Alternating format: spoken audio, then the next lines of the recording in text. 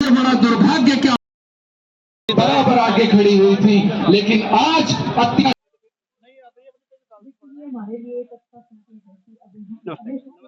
नमस्ते जी, मैं हरियाणा जज्जर से आया हूँ जी। अशोक आर्य।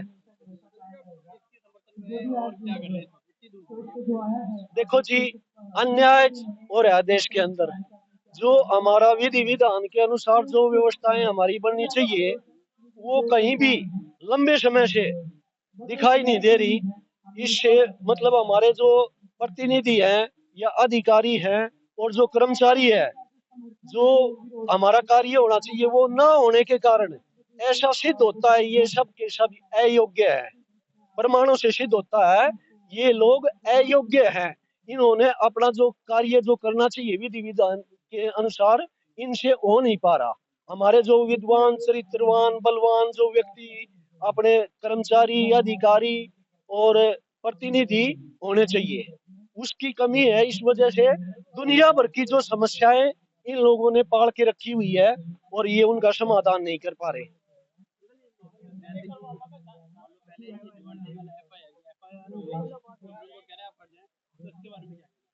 कौन बोल रहे हैं हट जाए?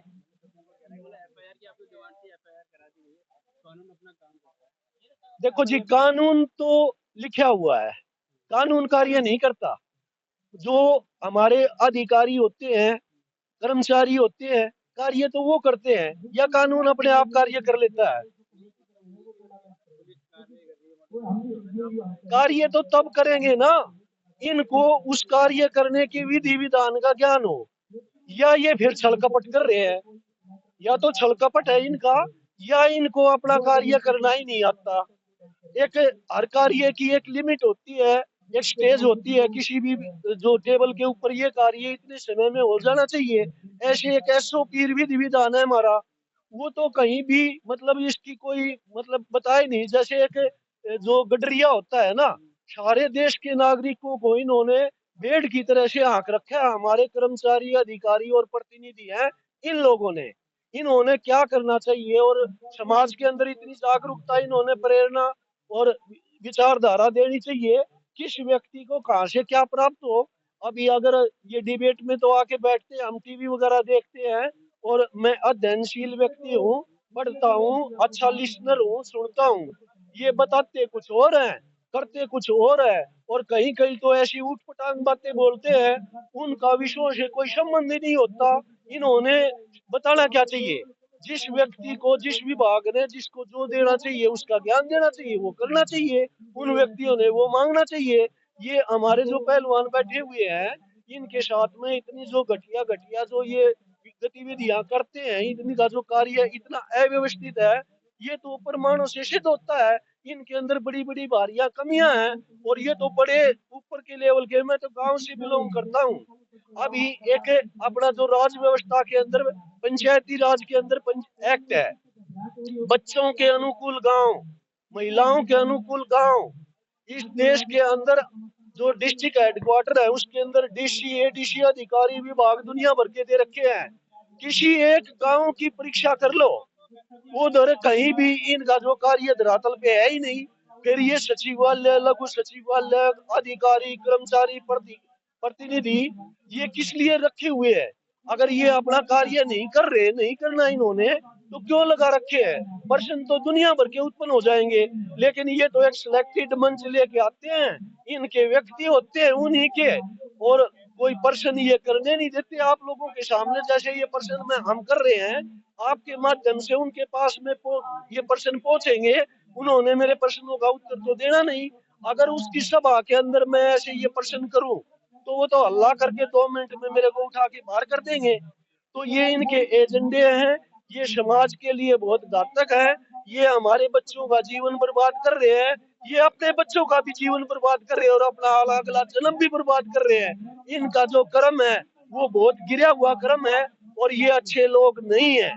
देश में से अच्छे अच्छे जो व्यक्तियों को, और हमारा बल्कि मैं देखता हूँ कई बार विचार करता हूँ, हमारी जो ये बड़ी बड़ी यूनिवर्सिटियां और जो धार्मिक स्थल, ये किस चीज का निर्माण कर रहे हैं?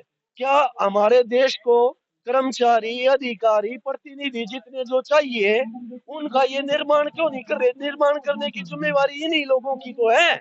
ये इतने बड़े बड़े जो पदों के ऊपर इतनी संपत्ति का उपभोग कर रहे हैं, बड़े बड़े साधनों का उपभोग कर रहे हैं, इतने लोगों का ये अपने साथ फॉलोअर बना के रखा हुआ है, ये उनका ठीक ढंग से एक चीज का भी उपयोग नहीं कर रहे। इससे क्या सिद्ध होता है?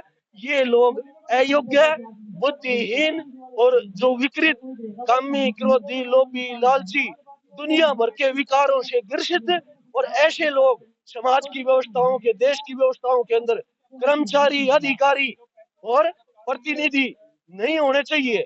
लेकिन ये लोगों की आंखों के अंदर धूल झोंक के, लोभ लालच दे के, शराब पिला के ऐसे ऐसे ये पदों के ऊपर आसीन हो जाते हैं, और गलत लोगों को, अपने चमचों को ये भर्ती कर लेते हैं।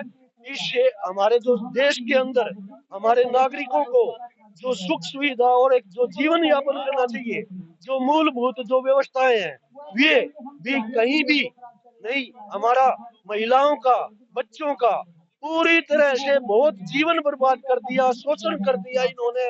और इनका ऐसे जो सभाओं से आप लोगों के जो माध्यम से गांव स्तर पे आओ और ऐसी सभा कराओ, और जो जागरूक लोगों को इनके सामने बिठाओ, पार्टी वालों को नहीं। वो कोई भी विषय बोलते हैं, अभी जैसे ये काम करते हैं तो एक इनके ऊपर एलिगेशन लगाएगा, तुमने ये किया, वो बोलेगा उस पार्टी वाले ने भी किया। अरे शर्म आनी चाहिए। अगर मेरे साथ में दूसरी पार्टी ने कर दिया तो ये भी मेरे साथ बुरा करेंगे। तो ऐसे बहुत बड़ी बड़ी दुनिया भर की जो समस्याएं हमारे अंदर है, और जो जागरूकता समाज के अंदर होनी चाहिए, जो इनका कर्तव्य भी है। अभी जैसे इनकी ट्रेनिंग होती है प्रतिनिधियों की, कैसी होती है? बजट होता है, चाहे पंच से लेकर इनकी जो ट्रेनिंग, क्यों भाई? एक गाड़ी चलाने वाले को, सामान्य ड्राइवर को भी कितनी प्रक्रिया में से गुजरना पड़ता है, उसको गाड़ी सीखनी पड़ती है, और वो गाड़ी ठीक ढंग से चलानी होती है। ठीक इसी प्रकार उससे भी ज्यादा महत्वपूर्ण हमारे प्रतिनिधि हैं, इनकी ट्रेनिंग होती है। लेकिन इनकी ट्रेनिंग किस तरह से होती है? पहले बड़ा बड़ा बजट देते हैं इनको, इनका घर से जाते हैं ये साहब लोग उधर, पता नहीं क्या इनके घर के अंदर नाश्ता करने के लिए भी कोई व्यवस्था है या नहीं है। उधर जहाँ कक्षा होती है, उधर कढ़ाई चढ़ी होती है, उधर इनका नाश्ता बनता है 10 बजे। नाश्ता करते हैं, फिर क्लास में बैठने के बाद में, मैंने देखी है इनकी प्रतिनिधियों की जो कक्षाएं, उधर क्लास में बैठने के बाद में वह याद की उठपटांग की बातें करती है। फिर इनका लंच होता है, कहीं टी ब्रेक होता है, और कम से ज्यादा, मतलब कम से कम मात्रा के अंदर ये उस कक्षा के अंदर उपस्थित होते हैं। उपस्थित होने के बाद में उनकी सुनने समझने की क्षमता नहीं होती, और उस कक्षा से ये लोग बीच में ही भाग जाते हैं। उस कक्षा की इनको लंबे समय तक ट्रेनिंग देनी चाहिए, कक्षा होनी चाहिए, पाठ्यक्रम होना चाहिए हमारे प्रतिनिधियों के लिए, ज्ञान होना चाहिए, जो चुनाव से पहले ही होना चाहिए कुछ कक्षा इनकी। और इनके चुनने के बाद में भी जो इनको ऐसे जो निकम्मे आदमी, जिनसे जो सामान्य कक्षाएं पास नहीं होती, वे उस प्रतिनिधि के कर्तव्यों की कक्षा के अंदर तो इनको कुछ समझ में ही नहीं आता, ऐसे लोग आएंगे। सर मान लो जैसे पहलवानों के समर्थन में, तो आपकी अब इस वक्त क्या डिमांड है? डिमांड ये है, इस व्यक्ति को इतना जो समय दिया जा रहा है और ये जो एक संदेश जा रहा है, इससे जो भाजपा की जो छवि है वो बिल्कुल मिट्टी में मिल रही है। इतना गंदा, घटिया, गिरे हुआ जो व्यक्ति जो ये है, जैसे जैसे ये जो बोलता है, हमारी जो जो बौद्धिक क्षेत्र है, आईक्यू लेवल है, जो परमाणु से हम परीक्षा कर सकते हैं, इनके अंदर जो किसी जो चरित्र की झलक, या राष्ट्रभक्ति की, या एक बच्चों के भविष्य की निर्माण की, किसी प्रकार की कोई भी झलक इसके अंदर मेरे को तो दिखाई नहीं देती। और वो कैसे तुलना करता हूं मैं? अपने जो आप पुरुषों के आर्ष ग्रंथ है, उनमें से जो चरित्रवान, बुद्धिमान, परोपकारी व्यक्ति होता है, थोड़ी देर के अंदर ही एकदम अलग झलक दिखाई देती है। जैसे आपने भी तो कुछ महसूस किया होगा, मेरे से बात करने की इच्छा होगी, कुछ आपका भी तो रहा, क्या रहा होगा, क्या सोच के आपने बात की? थैंक यू, शुक्रिया अंकल जी। आबरू नहीं लुटने देंगे।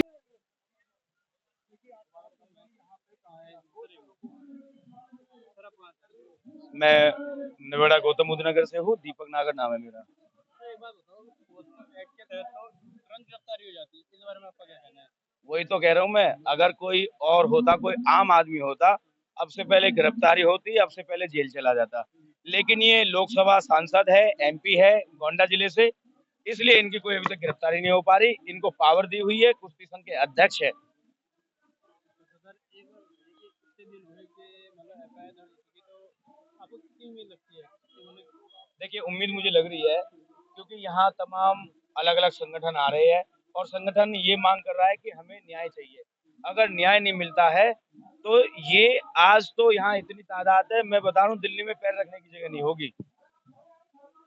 पहलवानों के साथ है पूरा भारत। देखिए, अखिलेश यादव जी, उत्तर प्रदेश में निकाय चुनाव चल रहे हैं और 11 तारीख में लास्ट है, 13 तारीख को वोटिंग खुलेगी। और अखिलेश यादव जी ने जहां भी मीडिया उनसे सवाल करती है, अखिलेश यादव जी ने जवाब दिया है कि पहलवानों को न्याय मिलना चाहिए। अगर अखिलेश यादव जी नहीं बोलते पहलवानों के बारे में, तो तब मैं बोलता कि वो अलग हट रहे हैं। वो लगातार कह रहे कि उनको न्याय मिलना चाहिए, समय मिलने पर आएंगे। बेटी बचाओ बेटी पढ़ाओ का नारा दिया था बीजेपी ने, मोदी जी ने, लेकिन आज हमारी बेटी रोड पर पड़ी है, रोड पर धरना प्रदर्शन कर रही है। कोई नहीं है, ये सब दिखावा है, केवल कहीं कुछ नहीं है। क्या दिखावा है? ये दिखावा, अगर बेटी पढ़ाओ का नारा देती है बीजेपी, लेकिन आज हमारी पहलवान, आज हमारे किसान, आज हमारे जवान रोड पर पड़े हैं। और ये तो हमारी देश की बेटी है, इन्होंने तो हमारा जो सीना चौड़ा करा है, हमारे देश का बाहर देश में नाम रोशन किया है, अंतरराष्ट्रीय में जाने जाते हैं ये पहलवान, और आज रोड पर पड़ा है। बड़ी शर्म की बात है, बड़े दुर्भाग्य की बात है। कौन कौन से लोग हैं बताओ, कौन से परिवार के बता रहे?